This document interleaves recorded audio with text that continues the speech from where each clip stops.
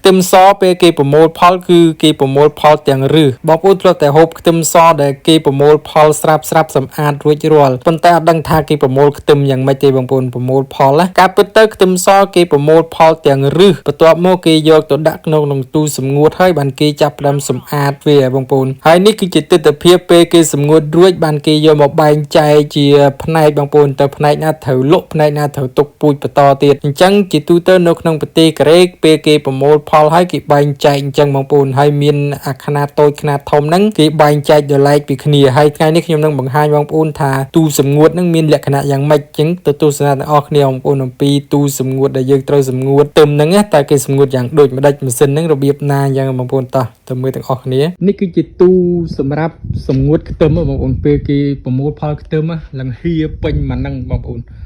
ពេញអាហ្នឹងសិតតែខ្ទឹមពេញហ្មងហើយគេមាននេះបាំងកន្លែងនេះហើយដាក់ខ្ទឹមសុទ្ធហ្មងនេះគាត់តែ3ខ្ទឹមគេនឹងត្រៀមទុកពេលប្រមូលផលហើយគេសម្ងួតគឺគេលើកទាំង3មកយកមកដាក់នៅលើហ្នឹងបងប្អូនដាក់នៅលើហ្នឹងព្រោះវាមានប្រហោងខាងក្រោមនេះហើយដល់ពេលយើងដាក់គោខ្ទឹមហ្នឹងដាក់គោលើគ្នាហើយគេចាប់ដើមបើកដង្ហាលខាងក្រោមហ្នឹងគឺមានដង្ហាលសម្រាប់បឺតខ្យល់ចេញហើយគោគ្នាចឹងខ្យល់ចេះតែបុកពីលើទៅវាធ្វើឲ្យខ្ទឹមហ្នឹងស្ងួតហើយបងប្អូនពេលស្ងួតហើយបានគេចាប់ដើមយកទៅបែងចែកជាផ្នែកទៀតវាមានខ្ទឹមដែលត្រូវលក់ហើយនឹងខ្ទឹមដែលត្រូវទុកពូជចំពោះខ្ទឹមដែលគេត្រូវលក់ហ្នឹងគេចាប់ដើមបែងចែកឲ្យមានលេខ1លេខ2លេខ3លេខ4ដូចក្នុងវីដេអូនេះអញ្ចឹងបងប្អូនហើយគេយកមួយផ្នែកហ្នឹងសម្រាប់លក់គេថ្លឹងមក3ហ្នឹងគឺ20គីឡូហើយនឹងខ្ទឹមខ្លះទៀតដែលត្រូវទុកពូជគេអត់នេះទេគេអត់ថ្លឹងគីឡូទេហើយពេលគេបែងចែកជា2ហើយគេចាប់ផ្ដើមយកខ្ទឹមដែលត្រូវទុកពូជហ្នឹងយកមករើសទៀតយកមកបំបែកទៀតដូចជាមួយដុំអញ្ចឹងគេបំបែកជាកពឹសទូចអញ្ចឹងបងប្អូនមកបំបែកជាកពឹសទូចមកគ្រាប់អញ្ចឹងអានេះសល់ពីការដាំឯងពេលដាំអត់អស់អញ្ចឹងទៅគេយកមកហាលសម្ងួតវាវិញហើយពេលគេបែងចែកចឹងហើយគេរើសទៀតវាមានលេខ1លេខ2លេខ3កពឹសលេខ1លេខ2 3អានេះដូចជាកពឹសលេខ4ទូចអញ្ចឹងបងប្អូនកពឹសនេះគេអត់ដាំទេវាទូចអញ្ចឹងពេលដុសមកវាអត់ល្អទេវាដើមទូចអញ្ចឹងណាអញ្ចឹងគេយកពូជប្រភេទនេះធំចេះបងប្អូន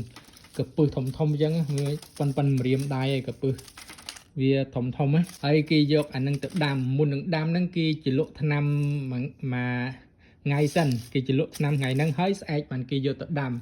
ហើយពេលដាំបងប្អូនអាចដាំជាលក្ខណៈគ្រួសារក៏បានដែរបងប្អូនមិនចាំបាច់ដាំអីជាធំដុំដូចនៅក្នុងប្រទេសកូរ៉េទេបងប្អូនអាចដាំ1រង2រងសាកល្បងមើលបើសិនជាដាំបានចាំយើងដាំជាលក្ខណៈខ្នាតធំហើយបើដាំបានទេនេះចាត់ទុកថាជាបទពិសោធន៍ការចំណាយតិចតួចចឹងទៅបងប្អូនឃើញនៅក្នុងប្រទេសកូរ៉េទោះបីជាមានខ្ទឹមបបោហូហៀប៉ុណ្ណាក៏ដោយក៏គេត្រូវដាំជាលក្ខណៈគ្រួសារខ្លះដែរដូចតកែខ្ញុំនេះអញ្ចឹងគាត់ដាំខ្ទឹម1រងប្រហែលជា3ម៉ែត្រ4ម៉ែត្រគាត់ដាំ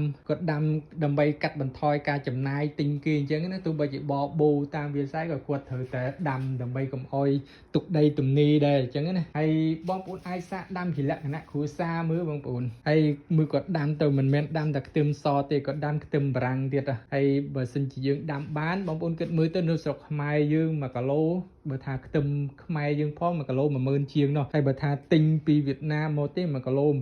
7-8000ឬក៏ប្រហែលដឹកមករាប់តោនហើយបើសិនជាយើងដាំបានក៏កាត់បន្ថយការចំណាយខ្លះដែរអញ្ចឹងណាបងប្អូនហើយការសម្ងួតខ្ទឹមគឺមានតែប៉ុណ្្នឹងបងប្អូននេះគ្រាន់តែជាវីដេអូចែកចម្លែកមានបងប្អូនខ្លះគាត់សួរថាប្រមូលផលហើយគេយកទៅណាសម្ងួតយ៉ាងដូចម្ដេចគឺគេសម្ងួតបែបហ្នឹងបងប្អូនសម្ងួតហើយបានគេបែងចែកណាអរគុណជំរាបលាបងប្អូនបាយ